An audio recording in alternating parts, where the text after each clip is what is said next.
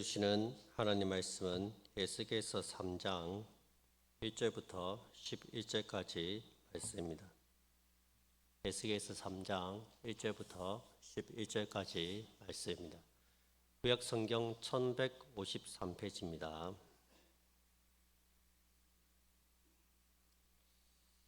제가 봉독해 드리겠습니다. 또 그가 내게 이르시되 인자야 너는 발견한 것을 먹으라. 너는 이 두루마리를 먹고 가서 이스라엘 족속에게 말하라 하시기로 내가 입을 벌리니 그가 그 두루마리를 내게 먹이시며 내게 이르시되 인자야 내가 네게 주는 이 두루마리를 네 배에 넣으며 네 창자에 채우라 하시기에 내가 먹으니 그것이 내 입에서 달기가 꿀 같더라. 그가 또 내게 이르시되 인자야 이스라엘 족속에게 가서 내 말로 그들에게 구하라. 너를 언어가 다르거나 말이 어려운 백성에게 보내는 것이 아니요 이스라엘 족속에게 보내는 것이라. 너를 언어가 다르거나 말이 어려워 네가 그들의 말을 알아듣지 못할 나라들에게 보내는 것이 아니니라. 내가 너를 그들에게 보냈다면 그들은 정녕 네 말을 들었으리라. 그러나 이스라엘 족속은 이마가 굳고 마음이 굳어 네 말을 듣고자 아니하리니 이는 내 말을 듣고자 아니함이니라. 보라 내가 그들의 얼굴을 마주 보도록 네 얼굴을 굳게 하였고 그들의 이마를 마주 보도록 네 이마를 굳게 하였으되 네 이마를 하석보다 굳은 금강석 같이 하였으니 그들이 비록 반역하는 족속이라도 두려워하지 말며 그들의 얼굴을 무서워하지 말라 하시니라. 또 내게 이르시되 인자야 내가 네게 이를 모든 말을 너는 마음으로 받으며 귀로 듣고 사로잡힌 네 민족에게로 가서 그들이 듣든지 아니 듣든지 그들에게 고하여 이르기를 주 여호와의 말씀이 이러하시다 하라. 아멘. 우리 시간 코란데오 찬양팀에서 준비한 찬양으로 하나님께 영광 돌리겠습니다.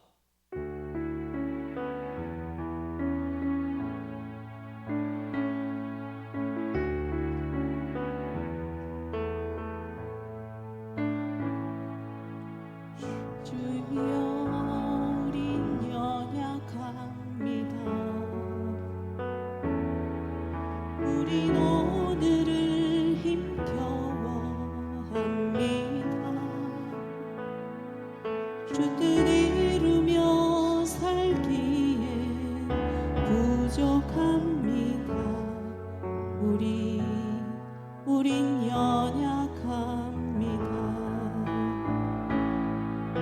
주여 우린 넘어집니다.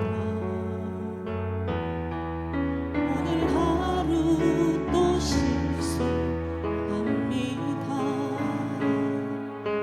주의 긍휼을 구하는 죄인입니다.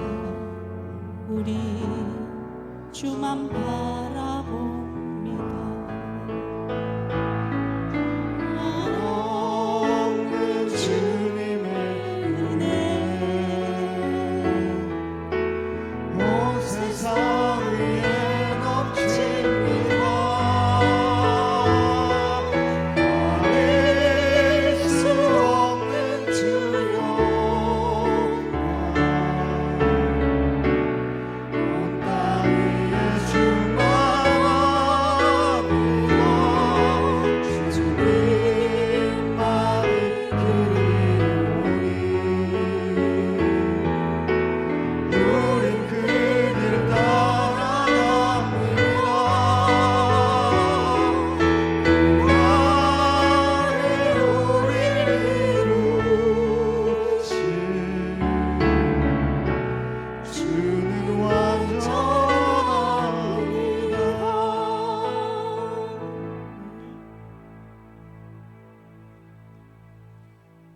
우리 하나님께 영광 박수 드리겠습니다.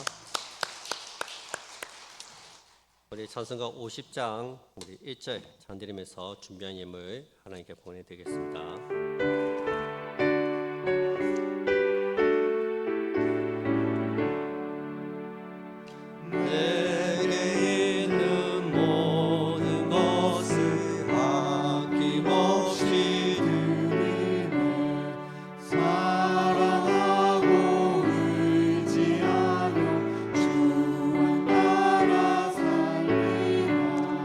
주께 드리네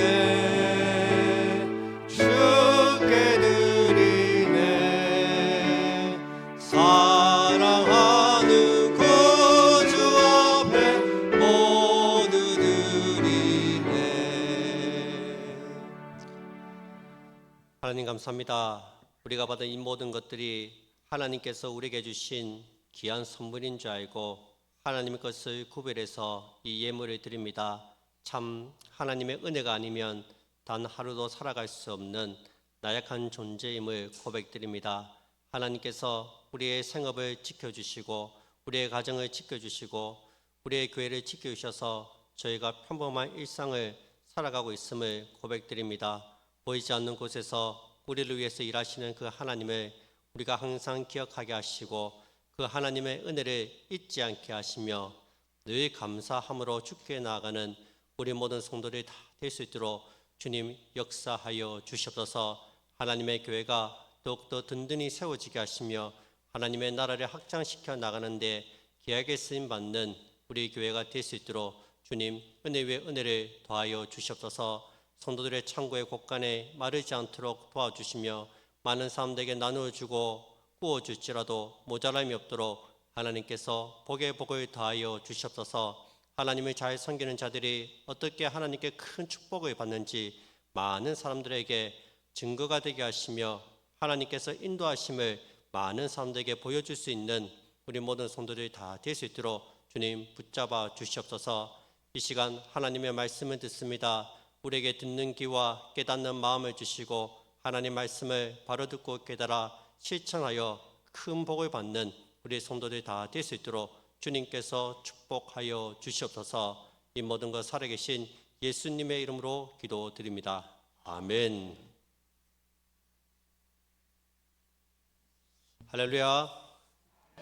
오늘도 우리 주님의 이름으로 또 환영하고 축복합니다. 우리 옆에 분들과 한번 인사할까요? 고사리 인사 한번 하겠습니다. 고맙습니다. 사랑합니다. 이해합니다. 우리 항상 서로에 대해서 늘 고마워하고 또 사랑하고 이해한다면 우리가 모인 이곳이 작은 천국 공동체가 될 줄로 믿습니다. 아주 절친한 친구 사이인 이 참기름하고 국수가 있었습니다. 이 참기름과 국수가 얼마나 친했던지 같이 영화도 보러 가고 이렇게 날씨 좋을 때는 또 매화꽃도 보러 가고 그렇게 굉장히 가깝게 지냈어요. 그러던 어느 날 국수가 어떤 사건에 연루가 되어서 감옥에 갇히게 되었습니다. 왜 감옥에 갇힌지 아십니까? 참기름이 고소했기 때문입니다. 엄마와 국수는 석방이 되었어요. 그런데 이번에 참기름이 감옥에 갇혔어요. 왜 갇힌지 아십니까? 국수가 불어서 그렇습니다. 웃으려면 좀 확실하게 웃으세요. 여러분, 이 세상에서 가장 긴박하고 바쁘게 돌아가는 곳이 있다면 아마 병원의 응급실일 것입니다. 거기서는 매 순간순간이 생사의 갈림길입니다. 그래서 한 생명이라도 살리기 위해서 또 시간이 골든타임 놓치면 안 되니까 의사들과 간호사들이 항상 뛰어다닙니다. 그러나 응급실보다 더 긴급한 것이 있습니다. 바로 영적으로 죽어가는 영혼들을 구하는 것입니다. 언제 죽을지 모르는 영혼들에게 긴급하게 복음을 전해야 됩니다. 오늘 우리가 이 자리에서 만났다고 해서 다음 주에 만난다는 보장이 없어요. 무슨 일이 어떻게 일어날지 아무도 모르는 게 우리네 인생입니다. 오늘 하나님께서는 이 복음을 전하기 위해서 에스겔을 부르고 있습니다. 에스겔은 젊은 청년으로 지금 바벨론의 포로로 잡혀와 있습니다. 어느 날 하나님이 그를 환상 중에 부르시고 하나님이 주시는 말씀을 전하라고 명령하십니다. 그런데 이 하나님의 명령에 에스겔이 지금 주저하고 있습니다. 두려워 떨고 있습니다. 9절 하반절에 보시면 그들이 비록 반역하는 족속이라도 두려워하지 말며 그들의 얼굴을 무서워하지 말라. 굉장히 에스겔이 지금 두려워하고 있어요. 그리고 무서워하고 있습니다. 그런 에스겔을 하나님께서 철저하게 준비시켜서 보내십니다. 여러분, 복음을 전하는 일이 쉽지가 않기 때문입니다. 하나님께서는 에스겔에게 무엇을 가지고 누구에게 가서 어떻게 전해야 할 것인지에 대해서 굉장히 구체적으로 말씀해 주십니다. 우리도 에스겔처럼 철저하게 잘 준비해서 또 복음을 전했으면 좋겠습니다. 그렇다면 하나님께서 구체적으로 무엇을 준비시켰는지 보시기 바랍니다. 먼저 하나님은 에스겔에게 말씀을 먹이십니다. 우리 1절부터 3절까지 말씀입니다. 또 그가 내게 이르시되 인자야 너는 발견한 것을 먹으라. 너는 이 두루마리를 먹고 가서 이스라엘 족속에게 말하라 하시기로 내가 입을 벌리니 그가 그 두루마리를 내게 먹이시며 내게 이르시되 인자야 내가 내게 주는 이 두루마리를 네 배에 넣으며 네 창자에 채우라 하시기에 내가 먹으니 그것이 내 입에서 닭이가 꿀 같더라. 환상 중에 하나님이 이 에스겔에게 나타나셔서 두루마리를 먹으라고 하십니다.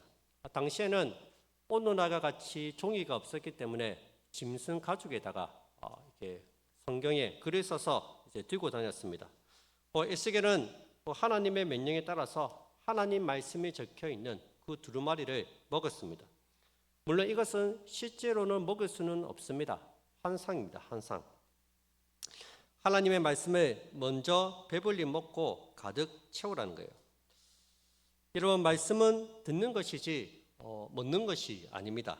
근데 하나님은 네가 먼저 말씀을 먹고 네 배에 채우고 네 창자에 채우라고 말씀하고 있습니다.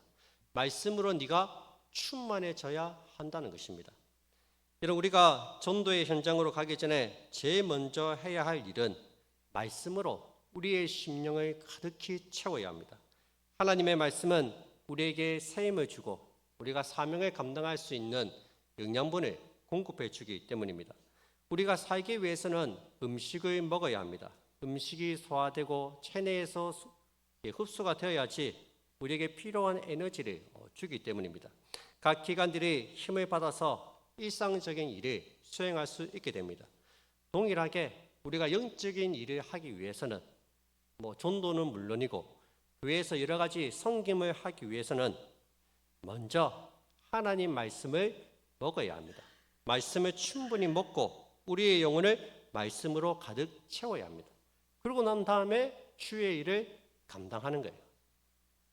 말씀 없이 받은 은혜 없이 전도하러 가면 금방 나가 떨어집니다.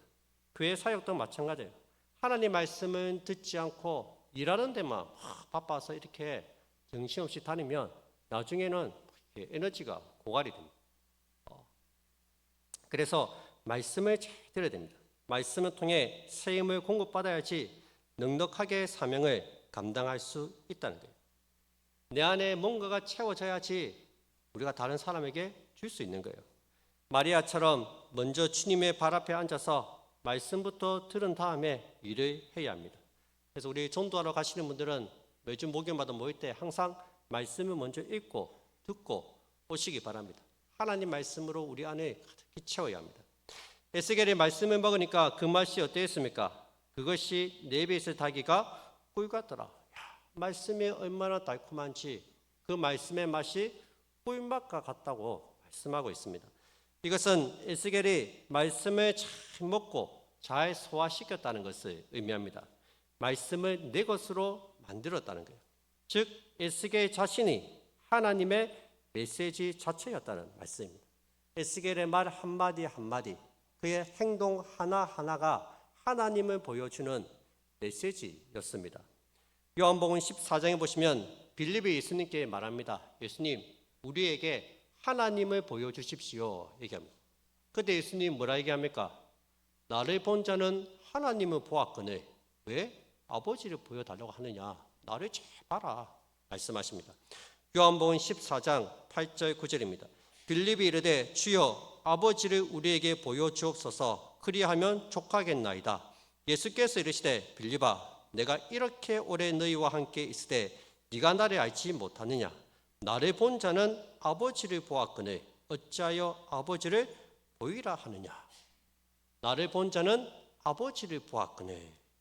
예수님이 하나님을 보여주는 메시지였다는 거예요. 예수님의 말씀, 예수님의 행동, 사건 하나하나가 하나님을 보여주는 메시지예요. 예수님 생애 전체가 하나님을 보여주는 전도지입니다. 여러분, 최고의 전도지는 우리의 삶입니다. 우리의 삶이 최고의 전도지입니다.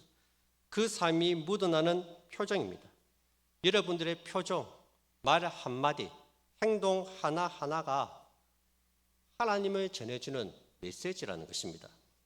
여러분들이 친절하면 우리 하나님은 친절한 하나님이 되시는 거예요.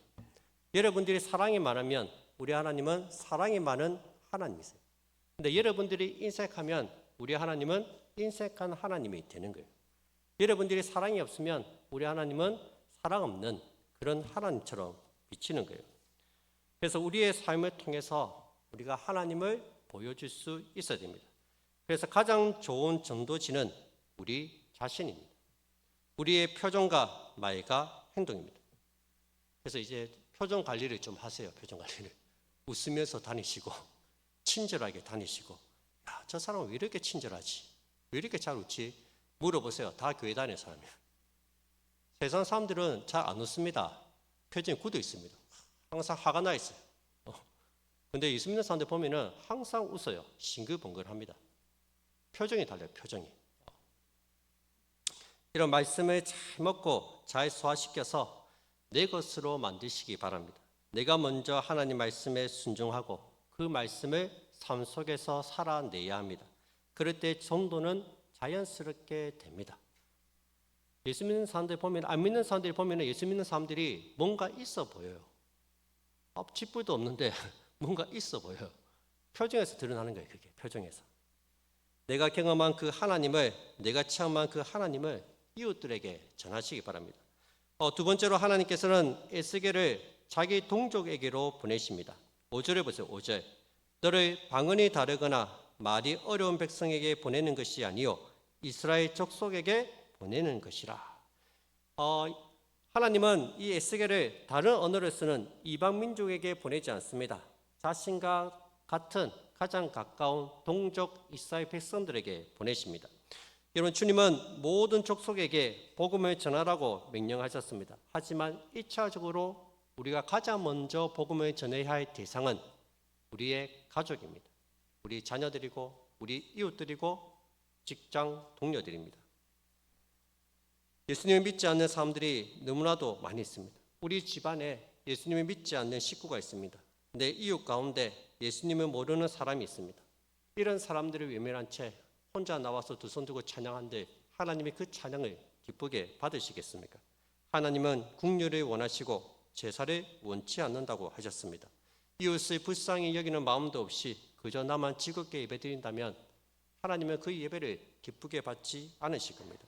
예배당에 앉아 있어도 마음 한구석에는 믿지 않는 그 친구들이 생각이 나야 됩니다. 나는 이렇게 예배드리고 즐거운데 걔는 뭐하고 있을까? 얘도 같이 와서 예배드렸으면 좋겠는데 그런 마음 한편이 좀 불편함이 있어야 됩니다. 그들을 놔두고 나 혼자 예배드리는 것이 죄를 짓는 것 같아서 견딜 수 없는 아픔이 있어야 됩니다. 어떤 분들은 그런 말을 해요. 목사님, 아무리 얘기해도 씨알도 안 먹힙니다. 안 옵니다. 안 옵니다. 저도 전도 열심히 했죠. 안 와요. 여러분, 그래서 기도를 하라는 거예요. 내 힘으로 전도할 수 있으면 기도를 왜 합니까? 내 힘으로 안 되니까 기도를 하는 거예요. 내 힘으로 이 사람을 설득시킬 수 없고 내 힘으로 이 사람을 어떻게 할 수가 없으니까 그 마음을 변화시키는 건 하나님밖에 없으니까 하나님께서 역사해서 돌이켜 달라는 거예요. 그래서 기도를 하라는 거예요. 내 힘으로 할 수 없으니까 우리가 기도를 하는 거예요. 우리 최근에 오신 우리 전진경 어르신 오늘 오셨습니까? 우리 오셨네요. 우리 저분이 3주 전에 4주 전에 오셨을 때 술을 드시고 오셨어요. 오셔가지고 이따가 했는데 그 다음 주에 말끔하게 입고 이렇게 오시고 그 다음 주에도 이렇게 말끔하게 입고 오시고 그 주 수요일 날 저 우리 어르신 부인 되시는 분이 권사님이신데 김해제교회 우리 교회 찾아오셨어요. 남편을 위해서 일평생 기도를 했는데 교회를 가더래. 교회를 너무 감사하다고 고맙다고 인사 오신 거예요. 그 어르신은 어떻게 왔냐 물어보니까 술을 먹고 가는데 친구가 이렇게 교회로 들어가더래요.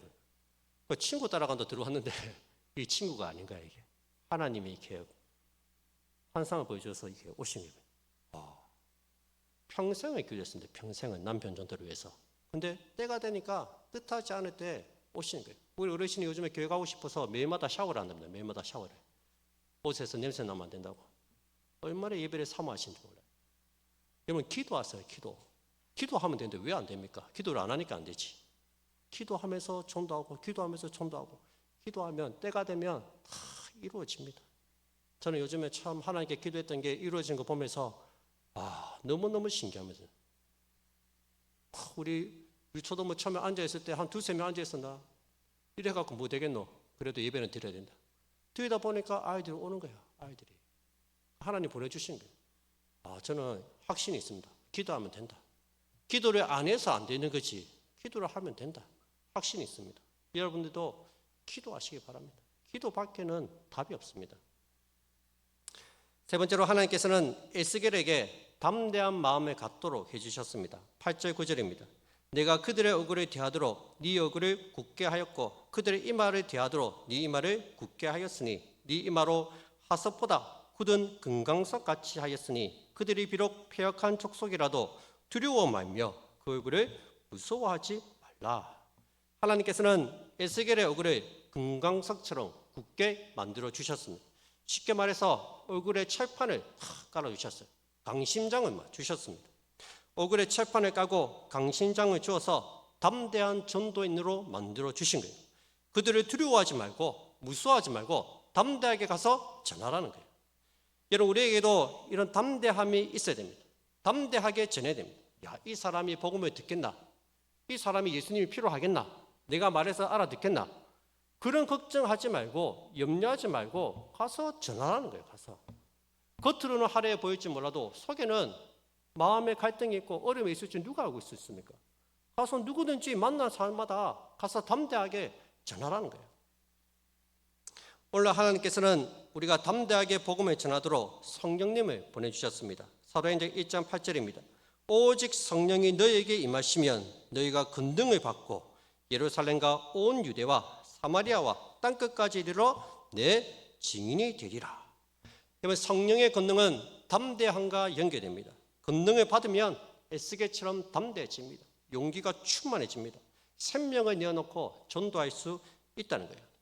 여러분 성령 충만한 베드로를 보세요. 사내들인 법정 앞에 서 있는 베드로를 보세요. 그는 한때 어린 여자아이 앞에서 예수님을 모른다고 3번이나 부인했던 겁쟁이였습니다. 그런데 이 베드로가 성령 충만함을 받으니까 그 사내들인 법정에서 여러분 사내들인 법정에서 예수님이 십자가형을 받잖아요. 예수님을 못 박아 죽였던 그 형벌을 내렸던 법정이 사내들인 법정입니다. 말 한마디 까딱 잘못하면 베드로도 그 법정에서 죽는 거예요. 그런데 거기서도 베드로는 담대하게 하나님의 복음을 전했다는 것입니다. 예수님을 나의 구주로 고백했습니다. 스데반은 어떻습니까? 당장의 동맹이가 날아올 수 있는 살벌한 분위기 속에서도 스데반은 힘을 내어서 천사와 같은 얼굴로 복음을 전했습니다. 사도 바울 역시 마찬가지 초라한 죄수의 모습으로 재판을 받고 있어요. 수많은 고위 관리들이 귀족들이 다 앉아 있습니다. 그 앞에서 진짜 초라한 죄수의 모습으로 재판을 받고 있어요. 근데 거기서 바울이 뭐라 얘기합니까?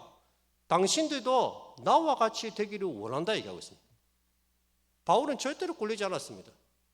불쌍한 인간들아, 너희들도 나와 같이 되었으면 좋겠다. 한심하다. 왜?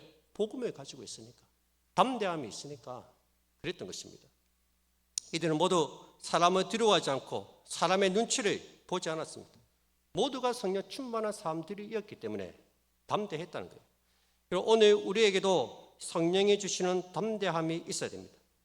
우리는 복음을 전하기 전에 하나님 말씀도 읽어야 되지만 기도도 열심히 해야 합니다. 뜨겁게 기도하고 성령 충만함을 받아야 됩니다. 이런 믿지 않는 사람들은 지금 사단의 지배 아래에 있습니다. 사단이 그 영혼들을 붙들고 있습니다. 전도는요, 영적 전쟁입니다. 사단의 건설 아래에 있는 자들을 우리가 끄집어내야 됩니다. 그러기 위해서는 우리가 성령으로 충만해져야 됩니다. 그래야만 사단의 건설 아래에 있는 자들을 건져낼 수 있다는 거예요. 여러분, 이단에 빠진 사람들 한번 보세요. 거기 보면요, 의사도 있고 변호사도 있고 교수도 있고 박사도 있고, 우리가 보기에는 저렇게 똑똑한 사람들이 어떻게 이단에 빠졌나, 어떻게 저렇게 바보같이 이단에 빠질 수가 있지? 빠집니다. 왜 그럴까요? 영적인 문제이기 때문에 그렇습니다. 아무리 똑똑해도 영적으로 사단에게 붙잡혀 있으면 거기에 홀리게 되어 있어요. 영적인 문제입니다. 우리가 사단과의 영적인 싸움에서 이기기 위해서는 성령의 충만함을 받아야 됩니다. 담대해야 됩니다. 담대하게 복음을 전해야 됩니다. 그러면 그 복음이 살아서 역사하는 거예요. 그래서 성령 충만을 위해서 기도하시고 담대하게 복음을 전하시기 바랍니다. 이제 하나님께서 에스겔을 이제 보내십니다. 보내는데 하나님은 이미 알고 있어요. 가서 전해봤자 이스라엘 백성들이 듣지 않을 것이란 걸 하나님은 알고 있습니다. 그런데도 에스겔을 보내십니다. 7절 보세요. 7절. 그러나 이스라엘 족속은 이마가 굳고 마음이 굳어 네 말을 듣고자 아니하리니 이는 내 말을 듣고자 아니함이니라. 이스라엘 백성들은 이마가 굳고 마음이 굳어서 강박한 심령이라서 네가 가서 전해봤자 듣지 않을 것이라고 합니다. 아니 가서 전해서 듣지 않을 거면 왜 보냅니까? 가봤자 소용도 없는데. 근데 하나님은 가라 합니다. 11절 보세요. 11절. 사로잡힌 내 민족에게로 가서 그들이 듣든지 아니 듣든지 그들에게 고하여 이르기를 주 여호와의 말씀이 이러하시다 하라 하시더라. 저는 이 말씀을 보면서 이해가 되지 않아요. 아니 가서 전하면은 네가 풍성한 열매를 맺을 거다. 야 거기 완전 추수밭이다. 추수밭. 가서 복음 한번 전해봐라. 추수할 일꾼들이 없어서 그렇지 아마 추수할 영혼들이 많은지 모른다. 그러면은 뭐 당연히 가서 전하겠죠. 근데 보면 가봤자 안 듣는데요. 마음에 깜빡해서 듣든지. 근데 하나님은 듣든지 아니 듣든지 가라 하십니다. 가봤자 듣지도 않는데 돌아오지도 않을 건데 가서 전하라 하십니다. 여러분 이미 귀를 막고 마음문을 닫아버린 사람들에게 복음을 전하는 게 무슨 의미가 있습니까? 진짜 시간 낭비, 돈 낭비, 우리 몸만 상하지 않겠습니까? 그런데 말씀을 묵상하면서 저는 놀라운 진리를 하나 발견했습니다. 우리가 복음을 듣지 않는 사람들에게 전하는 것은 바로 우리 자신을 위해서입니다. 사람들이 복음을 듣지 않더라도 전하면 우리에게 유익하다는 거예요. 예전에 도간이라는 영화가 있었습니다. 한때 우리 대한민국을 떠들썩하게 만든 영화입니다. 강주에 있는 청각장애인 학교에서 일어난 실제 사건을 영화로 만들었습니다. 아무런 힘이 없는 장애 아동들을 대상으로 교장 선생님과 교사들이 못된 짓을 하고 학대를 했습니다. 놀라운 것은 이 사건에 연루된 가해자들이 너무 가볍게 처벌을 받고 지금까지 학교에서 근무하고 있었다는 거예요. 영화를 본 많은 사람들이 분노했습니다. 있을 수 없는 일이라면서 눈물을 흘리며 치를 들었습니다. 대한민국 전체가 분노의 도가니로 들끓기 시작했습니다. 이미 끝난 사건이었지만 재수사를 해야 한다는 여론이 일어나기 시작했습니다. 수십만 명이 서명을 했습니다. 마침내 11년 만에 재수사를 하게 됩니다. 이 영화는 공지영 씨가 쓴 소설을 영화로 만들었습니다. 공지영 씨는 영화를 통해서 불의한 사회 속에서 멸시받는 장애인들의 현실을 고발하고 싶었다고 말합니다. 영화를 보시면 제일 마지막에 이런 대사가 나옵니다. 우리가 싸우는 것은 세상을 바꾸기 위해서가 아니라 세상이 우리를 바꾸지 못하도록 하는 것이다. 내가 세상을 바꾸기 위해서 싸우는 것이 아니라 세상이 나를 바꾸지 못하도록 한다는 거예요. 불의한 세상에서 침묵하고 있으면 우리도 불의한 세상에 물들 수 있기 때문에 세상이 나를 바꾸지 못하도록 나도 이 불의한 세상에 물들지 않도록 이 영화를 만들었다는 것입니다. 저는 영화를 보면서 노아가 생각이 났습니다. 노아는 120년 동안 방주를 만들었습니다. 방주를 만들면서 죄악된 세상을 향해서 하나님의 심판을 외쳤습니다. 여러분 이 세상은 반드시 물로 심판을 받을 것입니다. 회개하고 돌이키고 하나님께로 돌아오세요. 여러분 노아는 몇 명을 전도했을까요? 노아는 몇 명 전도했습니까? 그의 가족들을 빼면 노아는 단 한 사람도 전도하지 못했습니다. 노아의 복음을 듣고 회개하고 돌아온 사람은 단 한 사람도 없었습니다. 노아는 실패한 전도자입니다. 예산만 낭비하고 아무런 성과도 없는 실패한 전도자입니다. 그럼에도 불구하고 노아는 듣든지 아니 듣든지 복음을 전했습니다.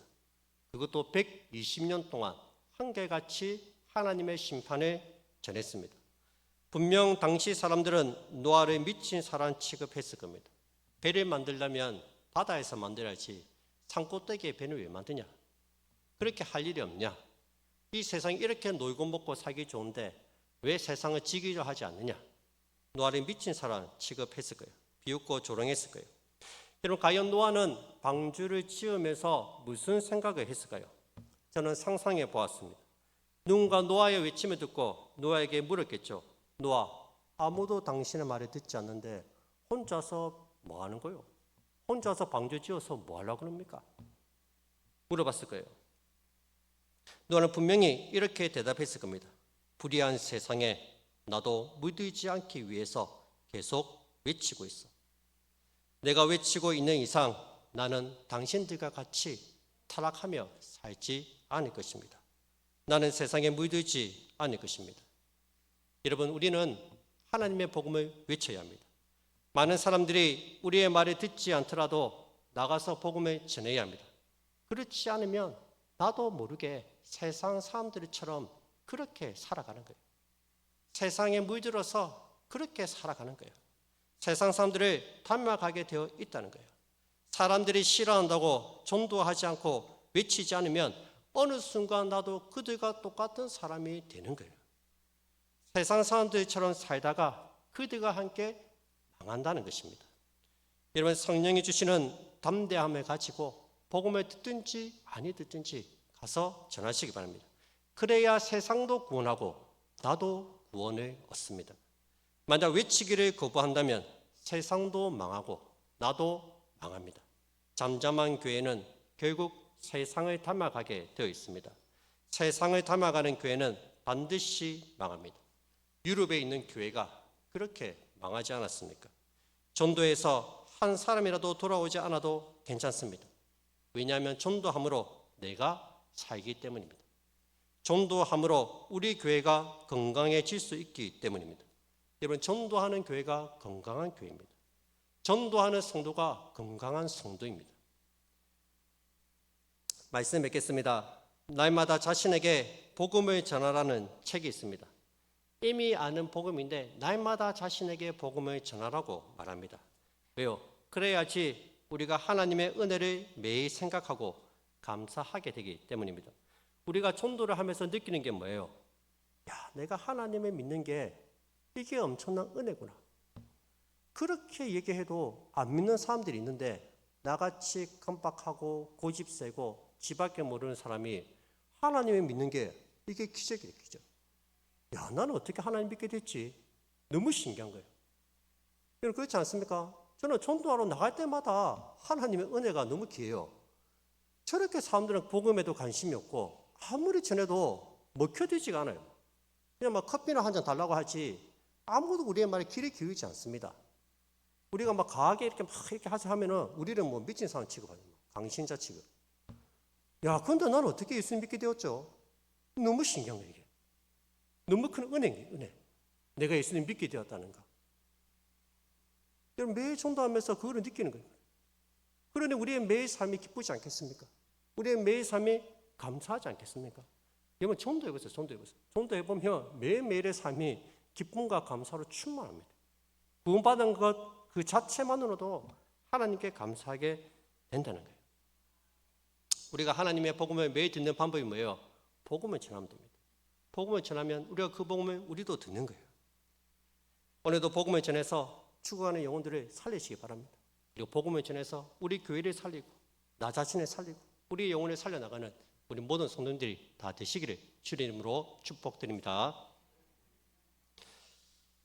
우리 찬양되겠습니다. 우리 아버지 하나님 아버지의 마음 찬양되겠습니다.